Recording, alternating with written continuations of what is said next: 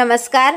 जनतेचा आवाज 24/7 न्यूजमध्ये आपल्या सर्वांचे स्वागत. पाहूया आताच्या घडीची बातमी. सरपंच व ग्रामसेवक यांच्या संगमताने लाखो रुपये लूट. निकृष्ट कामांमुळे दलित वस्तीतील नालेही रिकामी.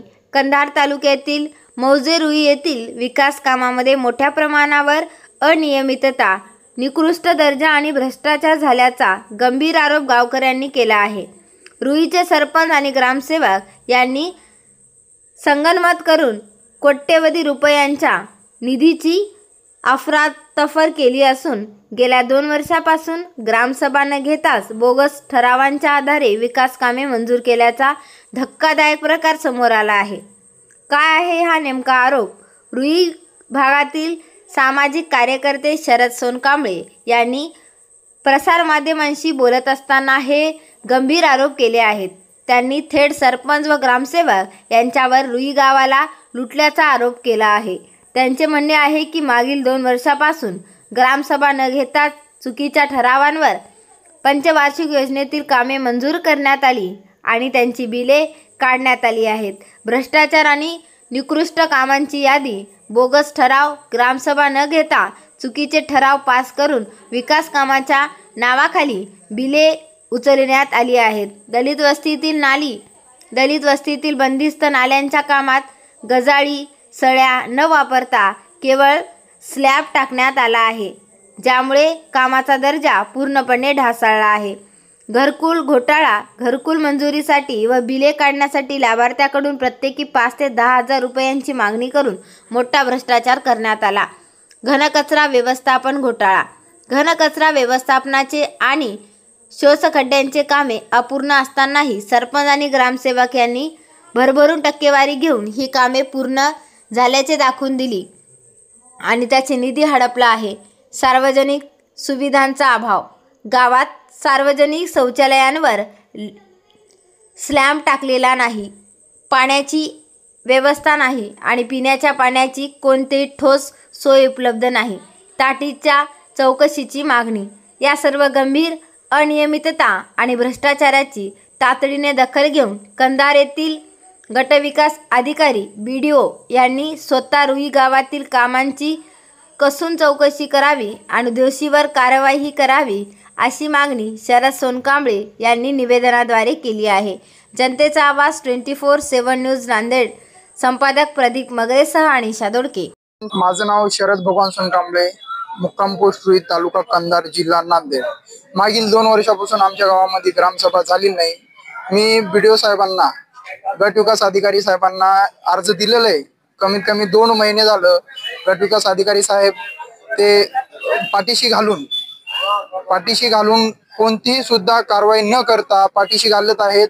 काही आज सुद्धा सांगितलेले की साहेब मला जे अर्ज देऊन 2 महिने पूर्ण झाले, आणखीन तुम्ही सुद्धा काय ऍक्शन घेतली नाही त्यांच्यावर, तर त्या बाबतीत बोलतील ग्रामसेवक साहेबांना बोलू आणि तात्काळ ग्रामसभा घ्यायला सांगतो असं बोलत कमीत कमी 2 ते 3 महिने झालेले आहेत.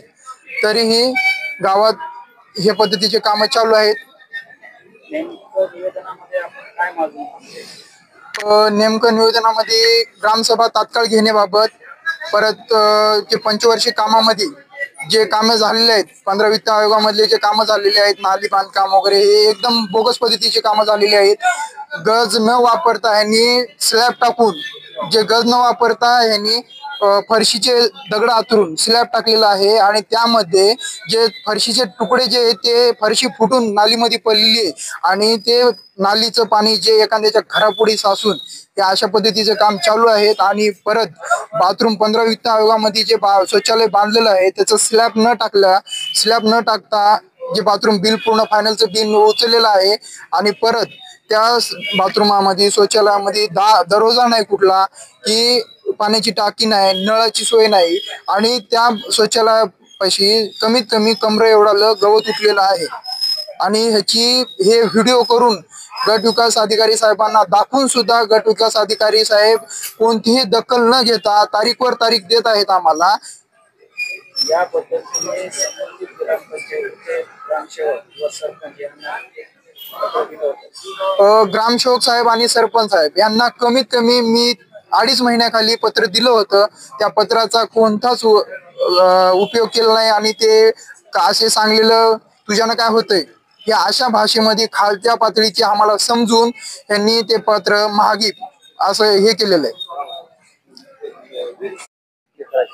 कमीत कमी आमच्या गावामध्ये 509 घरकुल आलेले आहेत. त्यापैकी ग्रामसेवक साहेब त्यापैकी एक 10 ते 15 फायनल झालेले आहेत आणि ज्याचं फायनल झालं नाही घरकुल त्याच्याकडून कमीत कमी 20,000 रुपयाची मागणी करत आहेत. ज्यांच्याकडनं पैसे न देणं झालं त्यांनी त्याचं घरकुल रद्द करून त्याचं जॉब कार्ड दुसऱ्याला यूज करून हे घरकुल देण्याचं कारण करत आहे. त्यांनी हे ग्रामसेवक साहेब आणि सरपंच साहेब ज्याच्याकडं मध्ये साहेब असे करत आहेत. ज्याला 20,000 रुपये न देणं झालं जर एखादं गोर देत असेल घरकुलासाठी जर 20,000 रुपये त्याच्याकडनं देणं झालं असलं तर त्याने शासनाची घेतला असता. परत जे चांगली माणसं आहेत कोणते आहेत त्यांचे पैसे न घेता काम करून त्यांनी काम त्यांचं घरकुल न झालं. असं सांगितलं की ग्रामपंचायत अंतर्गत मोठा भ्रष्टाचार झालेला. हो, आता जे नाली बांधकाम झालेलं आहे नाली बांधकाम आणि दलित वस्तीमधले जे काम आहेत कमीत कमी 30 ते 35 लाखाच्या जवळपास यांनी भ्रष्टाचार केलेला आहे आणि ते उघडकीला येते म्हणून यांनी काही सुद्धा कोणतं माहितीचा अधिकार टाकला. कमीत कमी 3 महिन्यापासून माहितीचा अधिकाऱ्याचं अपील सुद्धा केलं. 3 महिने झालं तरी आणखीन अपीलाची तारीख सुद्धा दिली नाही आणि सुनावणीला सुद्धा बोलवलं नाही. गट विकास अधिकारी साहेब आणि ग्रामसेवक साहेब आणि सरपंच साहेब हे तिघं मिळून विस्तार अधिकारी साहेब हे 4 जण मिळून सुद्धा पाठीशी घालत आहेत कामं. हे सगळं काय पाठीशी घालत आहेत.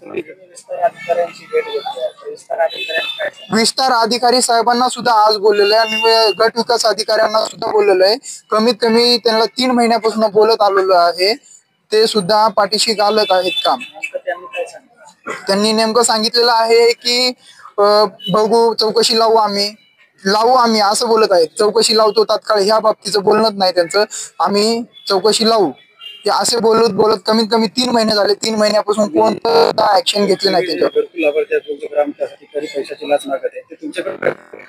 आमच्याकडे ज्यांना पैसे मागितलेले आहेत ज्यांचं जॉब कार्ड वापरलेलं आहे जॉब कार्ड दुसऱ्याला दिलेलं आहे सरपंच आणि ग्रामसेवक साहेबांनी ज्यांच्या नावावर घरकुल आलेलं आहे त्यांचं जॉब कार्ड दुसऱ्याला वापरून त्यांचं जॉब कार्डाचं असं सांगते की तुमचं जॉब कार्डाचे पैसे दुसरं कोणीतरी वापरलाय असं त्यांना सांगते.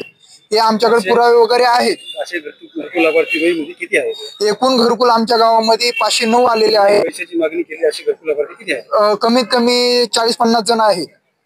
आतापर्यंत घरकुल लाभार्थ्यांनी किती पैसे दिले? ज्यांनी पैसे दिलेले आहेत जे इंजिनियर साहेबांना आणि परत गट विकास अधिकारी त्यांना पर्यंत जातात म्हणून हे जे पैसे घेतलेले आहेत सरपंच साहेबांनी आणि ग्रामसेवक साहेबांनी. काय नाव आहे? सरपंच उपसरपंच आहे. सरपंच होता निलंबित केलेला आहे त्यांनी आणि जे उपसरपंच आहेत आता ते शिलाताई पवार आहेत हे आणि जे मध्ये साहेब ग्रामसेवक साहेब ते आहेत. आतापर्यंत कमीत कमी 7-8 जणांनी पैसे दिलेले आहेत आणि ज्यांच्याकडनं पैसे न दिलं झालं त्यांनी त्यांचं घरकुलाचं कुठला पहिला टप्पा सुद्धा भेटला नाही आणि कुठलं घरकुलाचं नाव सुद्धा आलं नाही. कोणी पैसे न दिल्यामुळे त्यांचं जॉब कार्ड सुद्धा काढत नाहीत आणि बोलायला पण तयार नाहीत. काही जण असे आहेत की त्यांचा पहिला सुद्धा टप्पा पडला नाही कमीत कमी 2 वर्षापासून.